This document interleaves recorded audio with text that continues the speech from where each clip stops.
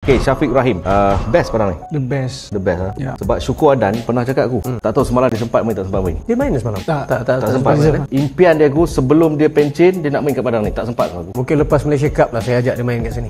Okay, Syukur. Kita buat friendly. Baik, Syukur. Tunggu dah kata okey, kita akan main lepas ni. Syafiq kata dah best. Tapi cerita stadium ni boleh lah Tengku Mahkota Johor, saya guna ayat yang sarkastik sikit boleh lah ambil semua apa sponsor-sponsor ni suruh bayar buat stadium ni. Tengku Mahkota Johor boleh lah buat. You bayar ni. Well, saya rasa mana-mana syarikat ataupun individu yang berduit, sebelum untuk membuat apa-apa investment, mereka sendiri akan buat penilaian sesuai atau tidak, ada a good return atau tidak. Dan saya rasa ramai yang percaya kepada projek JDT kerana kita boleh tengok today JDT has become an international brand. Jadi kalau kita tengok syarikat-syarikat yang menaja JDT hari ini bukan calang-calang punya syarikat, international brand. Nike, Subway, Hublot, Aston Martin, UNICEF, salah satu organisasi yang terbesar dalam dunia. So saya rasa mereka pun tahu, mereka ada buat penilaian mereka, kajian mereka sebelum mereka membuat satu investment. Dan kalau mereka rasa benda itu sesuai, mereka akan invest dalam projek tersebut.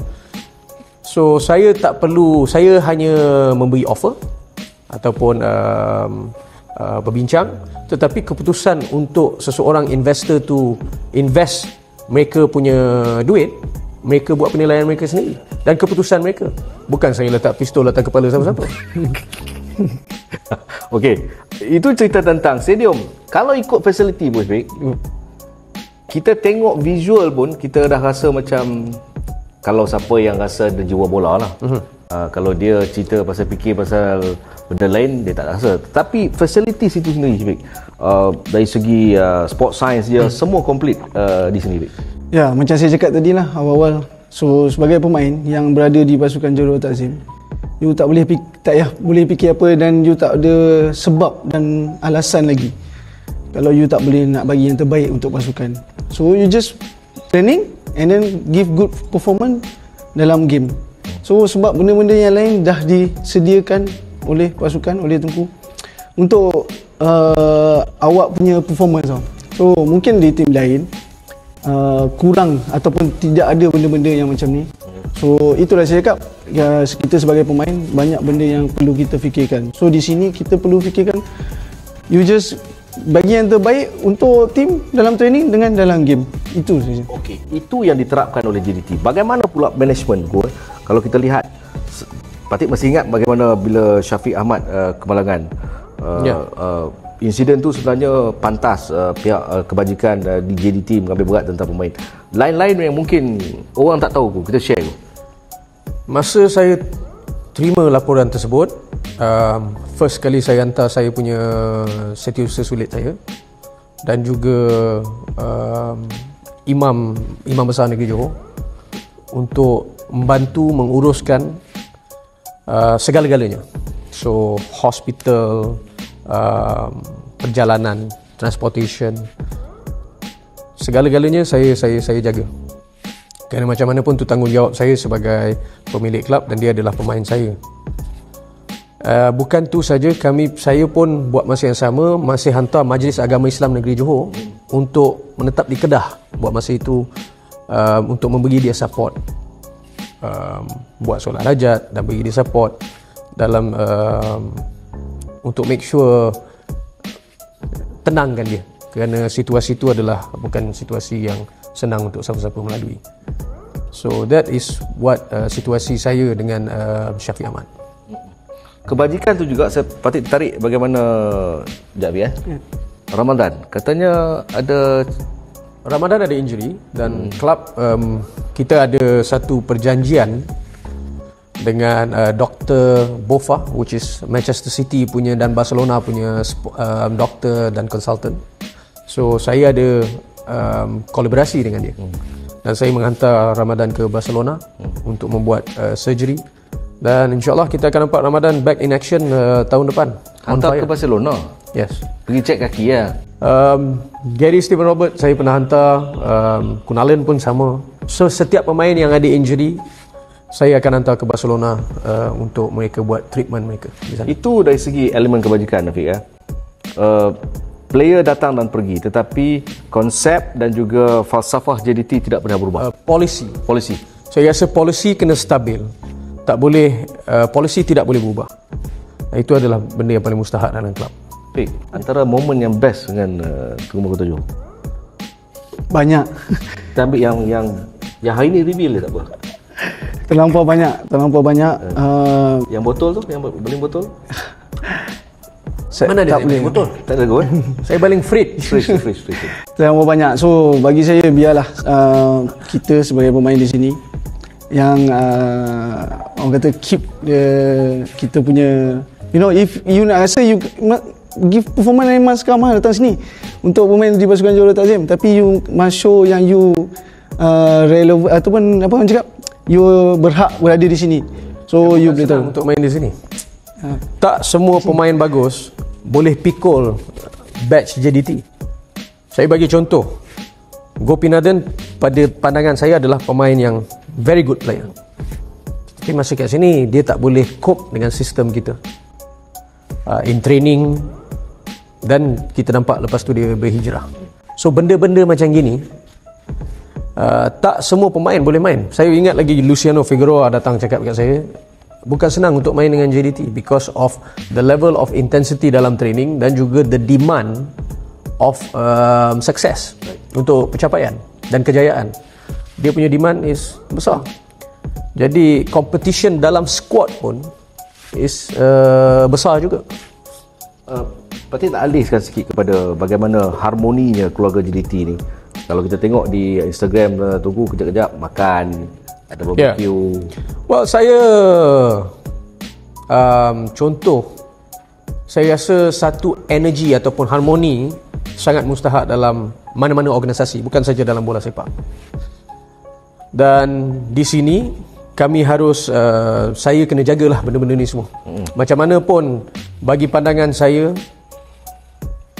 apa yang paling mustahak sekali dalam mana-mana organisasi untuk mencapai kejayaan adalah man management. Okey, ini soalan daripada fan. Nama dia Muhammad Farid. Dia tanya, sejak hari pertama Tunku masuk, the day one take over, apa sampai sekarang yang Tunku rasa masih tak dapat Tunku buat? Saya ada cita-cita untuk ada satu pusat latihan yang sangat unik, to be the best dalam Asia, complete dalam segi sport science, infrastructure, yang selama-lamanya akan dihargai oleh klub dan juga para penyokong dan mana-mana aja sports enthusiast. So itu saya punya cita-cita yang belum saya capai, tapi kami dah ada perancangan untuk ada pusat latihan yang baru, yang unik. And itu saja. Dan juga untuk try kita punya best dalam ACL, walaupun saya tahu proses dia lama. Baik. Kerana bajet-bajet pasukan yang ada dalam tu, kalau nak bandingkan dengan kita, kalau contoh kita 6 million US, mereka 14 to 15 million US, dan juga mereka dah main dalam level itu begitu lama. Baik.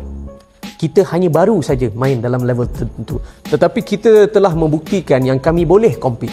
Kalah menang belakang kira, tetapi untuk berada dalam pertandingan yang berprestij itu adalah satu pencapaian yang sangat hebat. Dan saya akan tetap, dan saya rasa coach, pemain pun semua mereka ingin push diri mereka sendiri untuk pergi lebih jauh lagi dalam pertandingan ACL. Kalau ada player yang nak datang ke JDT ni, apa pesanan ni? Kalau ada lah hati nak datang ke JDT, do your job lah, buat yang terbaik untuk pasukan, dan hati kena besar bila berada di sini, because macam Tunku cakap, demand dalam tim. Tapi tata tertib sini pun macam contoh disiplin. Kalau awak salah guna social media, fine 40,000. Okey, yes, 40,000 dalam kontrak. Kalau awak salah gunakan social media, kalau awak salah your work ethic, kita ada work, orang panggil etika, dan you get fine. Kalau salah guna social media ke, ataupun training lewat ke lambat. Macam contoh, kalau lewat training 15,000. So tak ada main-main punya cerita dalam JDT. And players pernah, tak silap saya, Akir Rashid pernah lambat sekali, dia pernah kena bayar fine. RM15,000. Yes. Saya pernah kena sini dulu. Berapa? Siapa suruh kau datang lambat? Tak, so just kita bagi experience lah. So dulu saya mungkin dulu but Darah muda. so mungkin dulu yalah macam sebagai pemain dia macam tahap dia punya pemikiran tu, so makin lama makin ni. So bagi saya sekarang, ya, kalau saya tak kena macam tu dulu, mungkin saya tak dapat tak belajar sesuatu yang lebih baik. So boleh saya akan kita boleh share saja pada yang lain-lain, pada muda-muda, yang player-player muda, yang benda-benda macam ni wajib you tekankan. Training, times, punctual, everything, discipline. Sebab because bola sepak ni bukan you just nak main bola sepak. Contoh, bila bini salah guna social media pun saya fine player. Player tu kenapa? Yes, kalau bini dia tak boleh kawal, tak boleh kontrol bini tak dia. boleh kontrol, salah menggunakan social media yang boleh mencemarkan nama kelab ataupun apa-apa, player masih kena fine. Tapi beras kita beli tu. Beras kita yang beli. Yes, itu ni undang-undang polisi kelab. Ini undang-undang polisi kelab. Jadi lambat RM15,000 tu. Kalau lambat training, Lambat kalau training salah 50. guna social media 40. Jadi social media 40, kalau hari tu memang hari malang. Kalau gaji tak cukup, anything hutang. Yes. Gaji tak cukup hutang. Hutang. Still you kena pay, bayar. Kalau hari tu 40,000, balik dah bergaduh dengan bini dah. 40,000. Coach lambat pun kena fine. Manager akan fine. Coaches kena ada 2 jam sebelum training. Kalau coaches lambat pun kena fine juga. Jadi kepada yang nak datang ke JDT tu, renung-renung dan fikir-fikirkanlah. Anda saksikanlah bagaimana megahnya stadium ini berdiri untuk cerita kebanggaan rakyat Johor, iaitu stadium yang sangat-sangat luar biasa yang telah pun menyaksikan. Okay, I know, but why? Journey above politics.